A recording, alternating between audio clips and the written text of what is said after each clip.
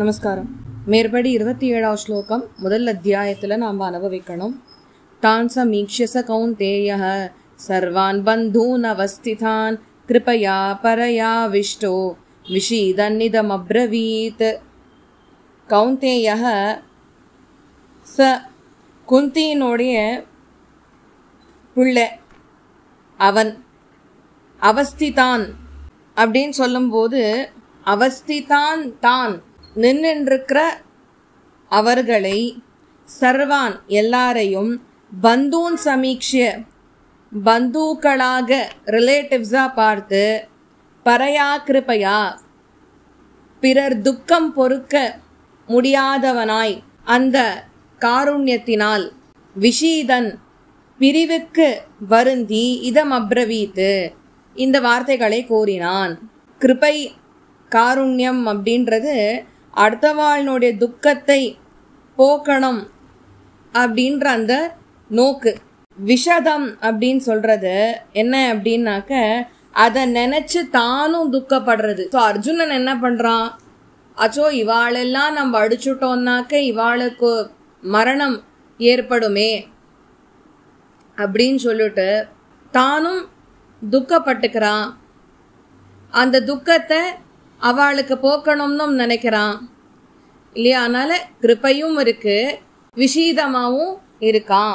விஷீதன் இதம் அப்ரவீத், விஷீதனாவும் இருக்கான் அப்படின்னு சொல்லிட்டு அர்ஜுன உவாச்ச, அர்ஜுனன் சொல்ல ஆரம்பிக்கிறான். என்னது அப்படின்னா, திருஷ்டுவேவம் ஸ்வஜனம் கிருஷ்ண யுத்சும் சமுபஸ்திதம் சீதந்தி மம காத்ராணி முகம் ச பரிசுஷ்யதி வேபதுஷ்ட ஷரீரே மே ரோமஹர்ஷஸ்து ஜாயதே காண்டீவம் ஸ்ரம்சதே ஹஸ்தாத் த்வக்சைவ பரிதக்யதே நச்ச சக்னோமி அவஸ்தாத்தும் பிரமதீவ ச மே மனஹ அப்படின்னு 3 ஸ்லோகங்கள் 28, 29, 30. திருஷ்டுவேவம் ஸ்வஜனம் கிருஷ்ண யுயுத்சும் சமுபஸ்திதம். ஹே கிருஷ்ணா, யுத்சும் சமுபஸ்திதம் போர் புரிய ஆசைப்பட்டு சேர்ந்த இமம் ஸ்வஜனம் இந்த சொந்த ஜனங்கள் இருக்காலே எதிர்க்க. அர்ஜுனனுக்கு சொந்த ஜனங்கள்னு சொன்னாக்க அவனுடைய ஓன் ரிலேட்டிவ்ஸ் அப்படின்னு அர்த்தம்.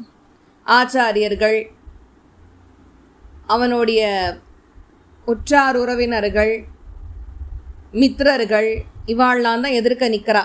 திருஷ்டுவா மம என்னது கண்டவுடனே எனக்கு காத்ராணி அங்கங்கள் சீதந்தி சோர்வடைஞ்சுடுத்து முகம் ச முகமும் பரிசுஷ்யதி உலர்ந்து படுத்து மே ஷரீரே என்னுடைய உடல்ல வேபதுஹு ச நடுக்கமும் ரோமஹர்ஷஸ்ச மயிர் சிலிர்ப்பும் கூஸ்பம்ஸ்ன்னு சொல்றோம் இல்லையா, ஹாரிப்ளேட்டட் ஹேர்ஸ், அது அர்ஜுனனுக்கு ஏற்படுறது. ஜாயத்தே உண்டாருது.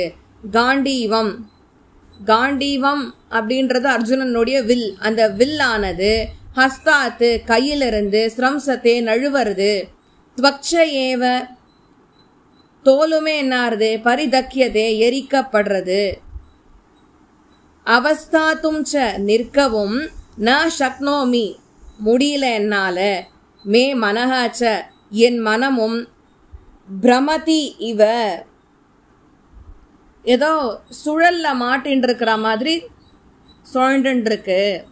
அசன் அவ்வளோ ஒரு கன்ஃபியூஸ்டு ஸ்டேட்டில் அர்ஜுனன் இருக்கான் அப்படின்னு அர்த்தம். எந்த ஒரு டெசிஷனுமே எடுக்க முடியாத ஒரு நிலையில அர்ஜுனன் இப்ப நின்றுருக்கான். நிமித்தானி ச பஷ்யாமி விபரீதானி கேசவ நச்ச ஸ்ரேயோனு பஷ்யாமி ஹத்வா ஸ்வஜனமாகவே. கேசவ சர்வேஸ்வரனே, நிமித்தானி துர்நிமித்தங்களையும் விபரீதானி எதிரிகளுக்கு முழுமையும் கேடாக பஷ்யாமி நான் பார்க்கறேன். ஆகவே போர்ல கூட ஸ்வஜனம் சொந்த ஜனங்களை ஹத்வா கொல்றதுனால ஸ்ரேயஹ நன்மையை ந அனுபஷ்யாமி ச கிஞ்சித்தும் என்னால பார்க்க முடியல. எதிரிகளை கொன்றால் என்ன வரும், இவனுக்கு இப்போ ராஜ்யம் கிடைக்கும் இல்லையா? இவன் என்ன சொல்றான், நிமித்தானி ச பஷ்யாமி விபரீதானி கேசவ. ஹே கேசவனே, சர்வேஸ்வரா, துர்நிமித்தங்கள் அப்படின்னாக்கா பேட் ஓமன். பேட் ஓமனை நான் பார்த்துட்டு இருக்கேன்.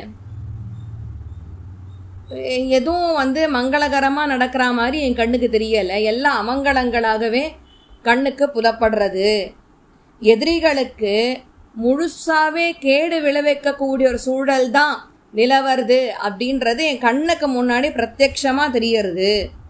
போர்ல கூட சொந்த ஜனங்களை கொல்றதுனால நன்மை எதுவும் ஏற்படுற மாதிரி கிஞ்சித்தும் கொஞ்சம் கூட எனக்கு தெரியல.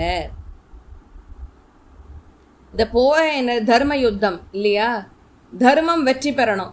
ரெண்டாவது, அர்ஜுனனுக்கு இந்த போர் வந்ததுக்கான காரணம் என்ன? திரௌபதிய அபமானம் பண்ணினான்றது ஒரு காரணம். பாண்டவர்களுக்கு சேர வேண்டிய அந்த ராஜ்யத்தை கொடுக்க மாட்டேன் அப்படின்னு சொல்லிட்டா, மோரோவர் அவளுக்கு அடியோட பாண்டவர்கள் இருக்கக்கூடாது, அதுதான் எண்ணம்.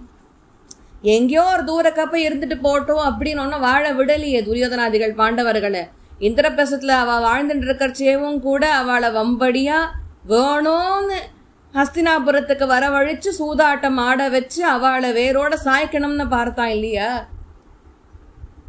அப்ப இதெல்லாம் தானே காரணம். அர்ஜுனன் பட்சத்திலிருந்து பார்த்தாக்க அவனுக்கு நியாயமான காரணங்கள் இருந்தாலும் இவாளை கொன்னாதாய எனக்கு நிம்மதி அப்படின்னு நம்மளா இருந்தா சொல்லியிருப்போமா இல்லையா?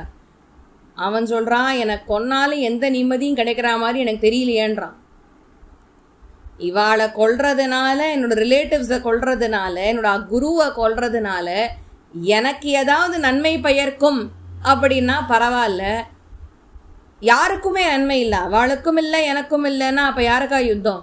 அப்ப எதிரிகளை கொன்றால் தானே ராஜ்யம் பெறலாம் அப்படின்னு ஒருவேளை சொன்னியான்னா அதுக்கும் நான் சொல்றேன் கேட்டுக்கோ. நகாங்ஷே விஜயம் கிருஷ்ண நச்ச ராஜ்யம் சுகானிச்ச. இப்ப இந்த ஸ்லோகத்தினுடைய முதல் வரி, 32வது ஸ்லோகத்தினுடைய முதல் வரி சொல்லும் பொழுது, கிருஷ்ணா, ஹே கிருஷ்ணா, விஜயம் எனக்கு வெற்றியை, நகாங்ஷே நான் ஆசைப்படல, ராஜ்யம் ராஜ்யத்தையும், சுகானிச்ச சுகங்களையும், நச்ச காங்ஷே நான் விரும்பலை. ராஜ்யத்தையும் நான் ஆசைப்படல, வெற்றியையும் ஆசைப்படல.